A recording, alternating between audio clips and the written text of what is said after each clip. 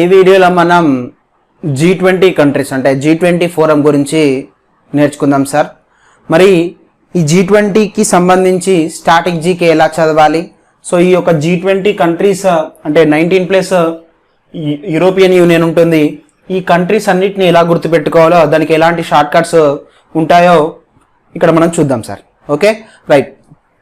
First of all ఈ యొక్క G20ని ఎందుకు తీసుకొచ్చారు అంటే 1997లో ఏషియన్ రీజియన్లో ఫైనాన్షియల్ క్రైసిస్ రావడం జరిగింది సార్.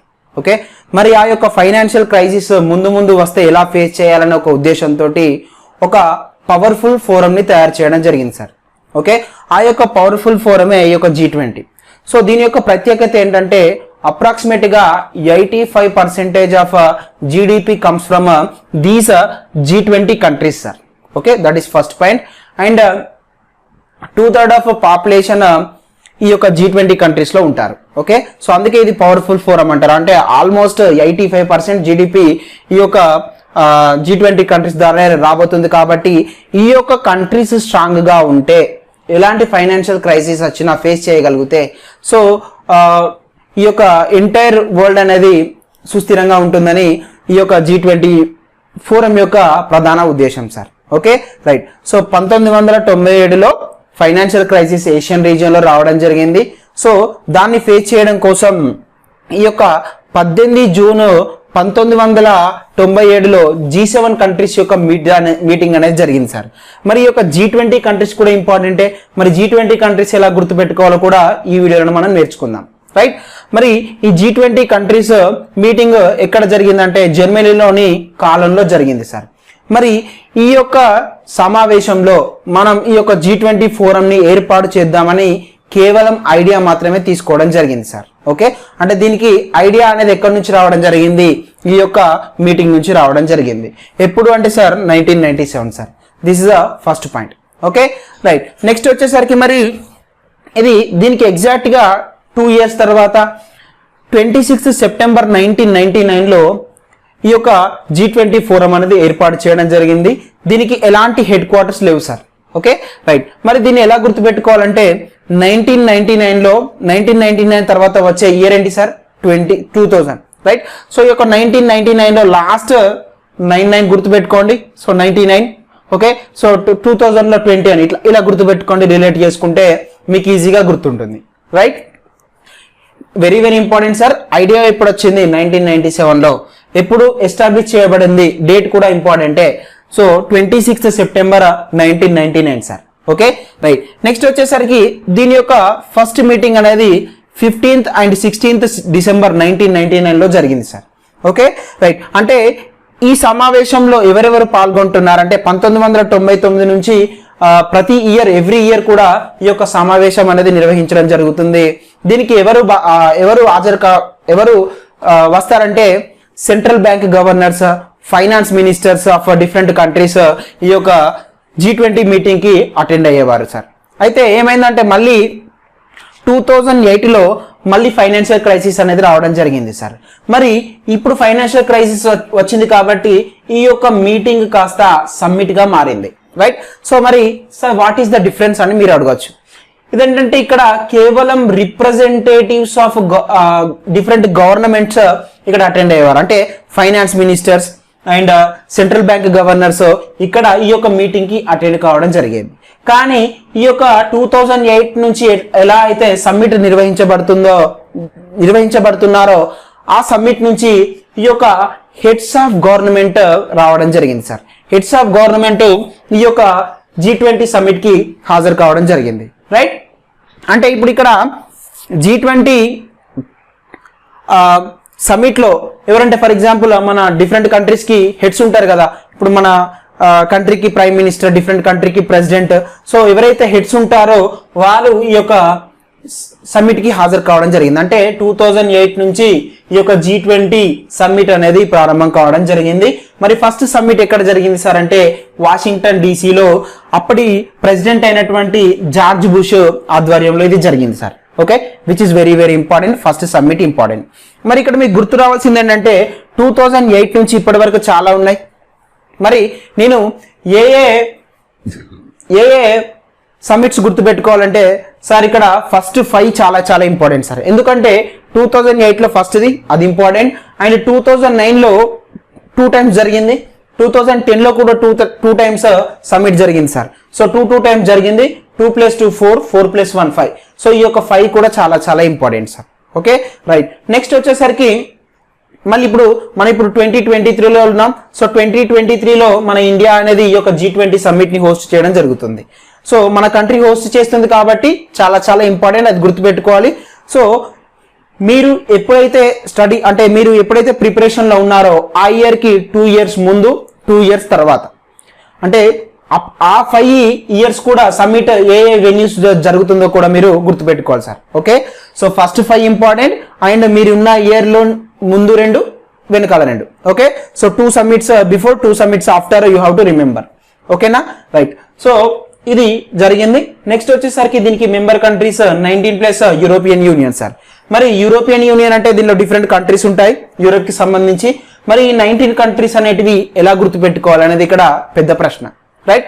సో నేను మీకు దీనికోసం ఒక 2 సింపుల్ ట్రిక్స్ చెప్తాను సార్. మీకు ఏది నచ్చితే ఆ ట్రిక్స్ ని ఫాలో అవ్వండి. ఓకే, సో ఇక్కడ మనం G20 కంట్రీస్ ఏంటో చూద్దాం సార్. సో ఈ యొక్క G20 కంట్రీస్ 19+ యూరోపియన్ యూనియన్ ఉంటుందని చెప్పుకోవడం జరిగింది. దానికంటే ముందు ఇది G7 కంట్రీస్ సమావేశం 1997లో జరిగింది అని చెప్పుకోవడం జరిగింది. ఆ కంట్రీస్ కూడా ఇంపార్టెంట్ సార్. అంటే ఈ ఫస్ట్ ట్రిక్ వల్ల యూజ్ ఏంటంటే మనకు G20 కంట్రీస్ నేర్చుకోవచ్చు, బ్రిక్స్ కంట్రీస్ నేర్చుకోవచ్చు, అదేవిధంగా G7 కంట్రీస్ కూడా నేర్చుకోవచ్చు, రైట్. సో ఈ ట్రిక్ ఏంటో చూద్దాం. First BRICS countries, G7, European Union, అజార్, సౌ, మిక్చర్, ఇండో కొరియా. సో ఇక్కడ చూడండి, అజార్ సౌ అంటే ఏంటి? హజార్ అని మనం హిందీలో అంటాం కదా. హజార్ అంటే ఏంటంటే 1000, 1000. సౌ అంటే 100. హజార్ సౌ మిక్చర్ అంటే 1000, 100 మిక్చర్ ఉన్నాయి అనుకోండి, అంటే జస్ట్ మన అండర్స్టాండింగ్ పర్పస్. హజార్ సౌ మిక్చర్ అనేది ఒక చిన్న సింపుల్ టిక్ టైప్ ఇక్కడ గుర్తుపెట్టుకోండి. నెక్స్ట్ ఇండో కొరియా అనేది కూడా గుర్తుపెట్టుకోండి. సో రైట్, ఏంటి? బ్రిక్స్, G7, EU, హజార్ సౌ మిక్చర్ అంటే మిక్చర్ అనుకోండి దీన్ని, ఇండో కొరియా, రైట్. సో ఇప్పుడు చూద్దాం సార్, G7 కంట్రీస్ ఏంటి అంటే దీనికి కూడా మళ్ళీ ఒకటి ఏంటంటే JFC, KFC లాగా JFC. Okay, IG, US, UK. JFC, IG, US, UK sir, right. So ఇప్పుడు చూద్దాం మరి బ్రిక్స్ అంటే ఏంటి? B for Brazil, R for Russia, I for India, C for China, and S for South Africa sir. Okay right. Next G7 countries అంటే J for Japan, F for France, C for Canada, I for Italy, G for Germany sir, US, UK. Okay right. So ఇప్పుడు ఎన్ని వచ్చాయి sir? ఇవి 5 + 7, 12 countries రావడం జరిగింది, right. So ఈ 2 అయిపోయాయి. Next European union already మనం చెప్పుకున్నాం, యూరోపియన్ యూనియన్. నెక్స్ట్ హజార్లు అంటే ఫస్ట్ AUS అంటే ఆస్ట్రేలియా, AR అంటే అర్జెంటీనా, సౌ అంటే సౌదీ అరేబియా, MEX అంటే మెక్సికో, TUR అంటే టర్కీ, ఇండో అంటే ఇండోనేషియా. డోంట్ గెట్ కన్ఫ్యూజ్, అందుకే ఇండో అని పెట్టాను. ఇండియా అనేది ఆల్రెడీ వచ్చింది, ఎక్కడ? బ్రిక్స్ కంట్రీస్లో వచ్చింది. This Indo is for Indonesia. Anyways India spelling INDIA వస్తుంది, రైట్. ఎలాగో కన్ఫ్యూజన్ ఉండదు ఇక్కడ. ఇండోనేషియా. నెక్స్ట్ కొరియా అంటే సౌత్ కొరియా సార్, ఎందుకంటే నార్త్ కొరియా అనేది ఇందులో లేదు, సో ఉండదు కూడా. కాబట్టి ఇక్కడ సౌత్ కొరియా అనేది ఈ యొక్క లాస్ట్ కంట్రీ అని గుర్తుపెట్టుకోండి. ఓకే, ఫస్ట్ ట్రిక్ ఏంటంటే బ్రిక్స్, G7, EU, హజార్ సౌ మిక్చర్, ఇండో కొరియా అని గుర్తుపెట్టుకోండి, రైట్. సో ఇది ఫస్ట్ ట్రిక్ సార్. నెక్స్ట్ ఏంటంటే ఇది నేను చదువుకోవడానికి ఈజీగా ఉంటుందని నేను తయారు చేసుకున్న trick sir. This is my own trick, right. So అదేంటంటే ఒక 3 పేర్లు చెప్తాను. అదేంటంటే రుచి, ఆసిన్, సౌఫ్రికా. అంటే ఈ పేరు ఉండదు, but for my comfortable I treat this as a name. Okay right. So నేను ముగ్గురికి ఏమని చెప్తున్నా అంటే రుచి, ఆసిన్ సౌఫ్రికా. గెట్ ఫర్ మీ అంటే ఇక్కడ మళ్ళీ ఇంగ్లీష్లో ఫ్రేజ్కి వెళ్ళొద్దు మీరు. గెట్ ఫర్ మీ అంటే గెట్ ఫర్ మీ ఉండదు, గెట్ మీ అని ఉంటుంది అని మీకు డౌట్ రావచ్చు. అయితే ఏంటంటే నాకేం కావాలి, what is my ultimate motive అంటే I should remember all the G20 countries here. So దానికోసం నాకు ఇంగ్లీష్ ఫ్రేమ్స్ అవసరం లేదు, ఏం పేర్లు అవసరం లేదు, నాకు గుర్తుండే విధంగా ట్రిక్ కావాలి. సో నేను దానికోసం ఏం చేశానంటే గెట్ ఫర్ మీ అంటాను. ఓకే, ఇంగ్లీష్ ఫ్రేజ్లలోకి వెళ్ళకండి. Get for me you scooter brand అంటే యూస్కోటర్ బ్రాండ్ అనే ఏది లేదు, you scooter brand pani. So pani అంటే మళ్ళీ ఇది Hindi word sir, right. You scooter brand pani it's urgent అంటన్న. మళ్ళీ అర్జెంట్ అంటే అర్జెంట్ స్పెల్లింగ్ ఇది కాదు కదా సార్, అట్లా అనుకోకండి. సో ఫర్ మై కంఫర్టబుల్ నేను రాసుకున్నా. ఏమంటున్నా, ఎవరికి చెప్తున్నా, రుచికి, ఆసిన్కి, సౌఫ్రికాకి. ఏమని చెప్తున్నా, get for me you scooter brand pani అంటే యూస్కోటర్ బ్రాండ్ వాటర్ నాకు తీసుకొని రండి, ఇట్స్ అర్జెంట్ అని చెప్తున్నా. Okay right. మరి ఇందులో 20 కంట్రీస్ వచ్చాయా సార్, చూద్దాం ఒకసారి. సో రుచి RU for Russia, CHI China, AUS Australia, IN for ఇక్కడ రెండు గుర్తుపెట్టుకోవాలి, IN for both India as well as Indonesia sir. Okay next SOU సౌ అంటే సౌదీ అరేబియా. ఓకే నెక్స్ట్ వచ్చేసరికి ఇక్కడ సౌఫ్రికా. సో ఫ్రీ అనేది తీసుకోండి, ఆఫ్రికాలో South Africa. Okay South Africa. CA for Canada, GE for Germany, FR for France, ME for Mexico, EU for European Union. ఇక్కడ చూడండి US వచ్చింది. నెక్స్ట్ ఇక్కడ UK వచ్చింది. ఓకే సో UK వచ్చింది. నెక్స్ట్ వచ్చేసరికి SKO అంటే South Korea, TUR for Turkey, BRA for Brazil. So Japan. So పాన్ అంటే పానీలో జపాన్ తీసుకోండి, జపాన్. IT అంటే ఇటలీ, అర్జెంట్ అంటే అర్జెంటీనా సార్. సో 20 కంట్రీస్ వచ్చాయా, రైట్. సో ఇలా గుర్తుపెట్టుకుంటే మీకు ఈజీగా ఉంటుంది. రుచి, ఆసిన్, సౌఫ్రికా, get for me you scooter brand pani it's urgent. Russia, China, Australia, India, Indonesia, Saudi Arabia, South Africa, Canada, Germany, France, Mexico, European Union, USA, UK, South Korea, Turkey, Brazil, Japan, Italy and Argentina sir. Okay so ఇవి రెండు ట్రిక్స్లో మీకు ఏది గుర్తుంటే అది ఏది సింపుల్గా ఉంటే అది గుర్తుంచుకోండి సార్. Okay right. మరి నెక్స్ట్ చెప్పుకోబోయేది ఏంటంటే మరి సమ్మిట్స్. సో ఇంపార్టెంట్ సమ్మిట్స్ ఏంటి గుర్తుపెట్టుకోవాలి అనేది పాయింట్ ఇక్కడ. దానికంటే ముందు చూద్దాం what is the objective of this G20 summits, right.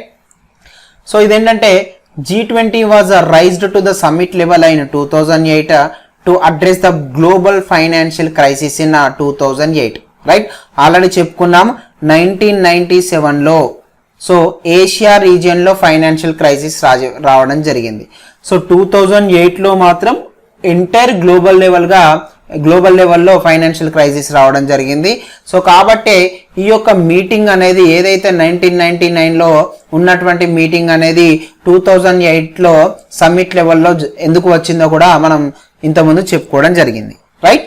Yes. So మరి ఆబ్జెక్టివ్ ఏంటంటే to achieve global economic stability, sustainable growth and to prevent future financial crisis. Okay so to face future financial crisis and also to create a new international financial architecture among the countries and ikkada manam. So these are the objectives of a G20 forum sir. Yes or no, right. Next ఇక్కడ మనం చూసుకున్నట్లయితే మరి first G20 summit ఎక్కడ జరిగిందంటే Washington DCలో జరిగింది. So George bush ఆధ్వర్యంలో. అదేవిధంగా 2009, 2010లో twice జరిగాయని చెప్పుకున్నాం. వాటి యొక్క వెన్యూస్ కూడా important sir. So first, second and third ఎక్కడ జరిగిందంటే సో 2009లో సో ఫస్ట్ది లండన్లో జరిగింది. సో సెకండ్ది లండన్లో జరిగింది, థర్డ్ది పిట్స్బర్గ్లో జరిగింది sir. Okay so second London, third Pittsburgh, next fourth వచ్చేసరికి టొరంటో అండ్ ఫిఫ్త్ వచ్చేసరికి సియాల్లో జరిగింది సార్. సో ఈ యొక్క 5 సమ్మిట్లు కూడా చాలా చాలా important. Venues of this summits are very very important. Okay right. So ఇక్కడ మరి what are the important venues that have to be remember అనేది ఇక్కడ పాయింట్. సో ఇక్కడ చూద్దాం. సో ఆల్రెడీ చెప్పాను. So first Washington DC, right. So Washington DC already 2008లో అయింది. Next London UK. So London యూకేలో ఉంది, అది 2009లో జరిగింది. So in the same year Pittsburgh యుఎస్ఏలో 3rd సమ్మిట్ జరిగింది. నెక్స్ట్ టొరంటో కెనడాలో 2010లో 4th సమ్మిట్ జరిగింది. సియాల్ సౌత్ కొరియాలో 2010లోనే 5th సమ్మిట్ జరిగింది సార్. నెక్స్ట్ అవి 5 ఇంపార్టెంట్. సో ఈ గ్యాప్ లో అసలు మన ఇండియాలో ఎక్కడ కూడా ఎప్పుడు కూడా ఈ యొక్క G20 సమ్మిట్ జరగలేదు, రైట్. మరి లేటెస్ట్ ఏంటంటే ఇప్పుడు మనం 2023లో ఉన్నామని చెప్పుకోవడం జరిగింది. మరి దీనికంటే ముందుది ఏంటంటే 2022లో ఈ యొక్క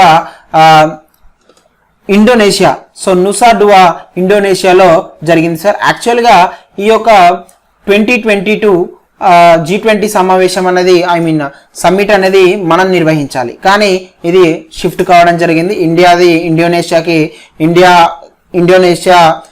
ఇండియాకి ఇవ్వడం జరిగింది సార్. సో కాబట్టి 2022లో ఇండియాలో జరగాల్సిన సమావేశం అనేది 2023కి షిఫ్ట్ కావడం జరిగింది ఇండోనేషియా ప్లేస్లో. ఇది important, okay. So 17th summit Indonesia host చేయడం జరిగింది.